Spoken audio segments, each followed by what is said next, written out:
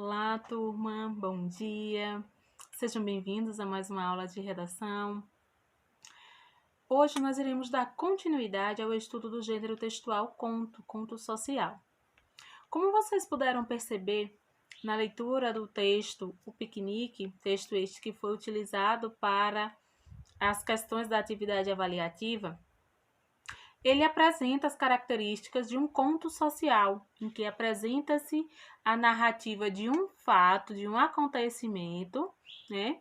E esse acontecimento, esse fato gira em torno de um tema social. Qual era esse tema? O foco daquele texto era o quê?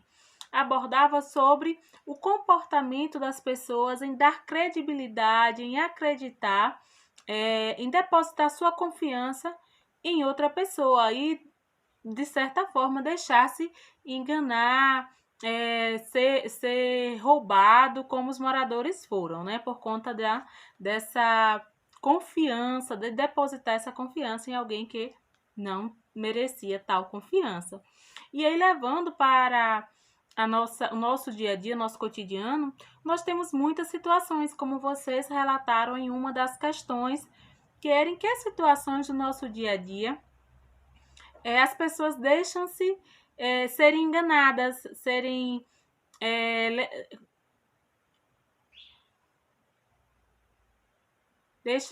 enganadas, pessoas usam de má fé. E aí vocês citaram exemplos em situações em que você vai ao banco, em que você faz uma compra na internet, em situações em que você indica alguém para representar a sua comunidade, a sua cidade, o seu país, e essas pessoas usam de má fé, né? Acabam roubando ao invés de cumprir aquilo que eles diziam, né? Exemplos de políticos, de governantes e até de empresários que acabam sonegando impostos, dentre outros exemplos.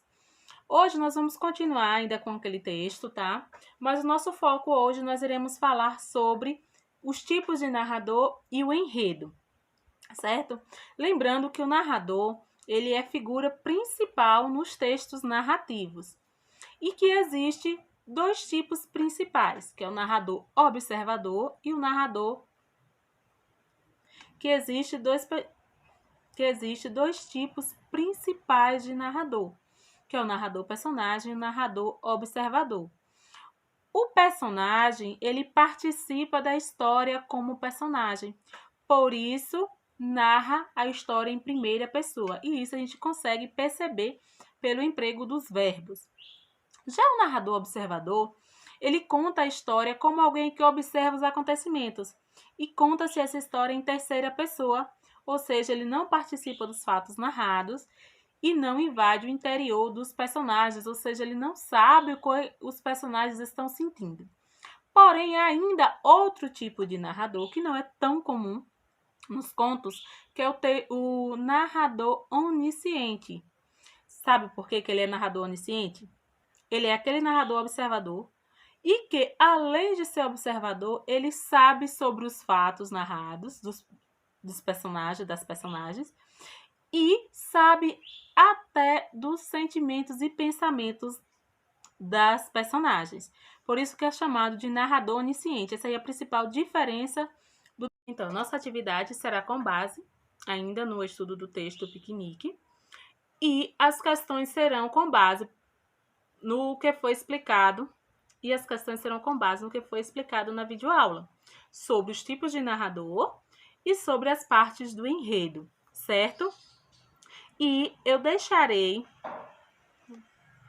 a nossa atividade avaliativa será com base no conteúdo da videoaula, tá? No que foi explicado neste vídeo, sobre os tipos de narrador, que pode ser encontrado nos textos narrativos, e também sobre as partes do enredo. Por isso, irei disponibilizar novamente o texto O Piquenique e algumas questões referentes a os tipos de narrador, as partes do enredo relacionadas ao texto em estudo. Tá bom, turma? Tchau, tchau e até a próxima aula. Essa é a principal diferença do narrador onisciente para o narrador observador. Enquanto que o observador só sabe dos fatos, O onisciente, além de saber dos fatos, ele sabe também dos sentimentos e pensamentos das personagens. E quais são as partes do enredo? O enredo é outra característica presente nos textos narrativos, que é sobre o que fala a história, sobre o que fala a narrativa. O enredo, ele divide-se em situação inicial, complicação, desenvolvimento, clímax e desfecho. O que é cada uma dessas partes? A situação inicial é a apresentação do enredo, é a apresentação da narrativa. Quais são as características principais da situação inicial em uma narrativa? Apresenta as personagens, apresenta o espaço em que essas personagens estão e também o tempo. A gente localiza essas informações logo nos parágrafos iniciais do conto. E o que vem a ser a complicação? A complicação é aquele fato que surge como conflito. Ou seja, está tudo dentro da normalidade, de repente acontece algo que ali vai mudar o desenrolar da narrativa. Lembra lá no conto O Piquenique?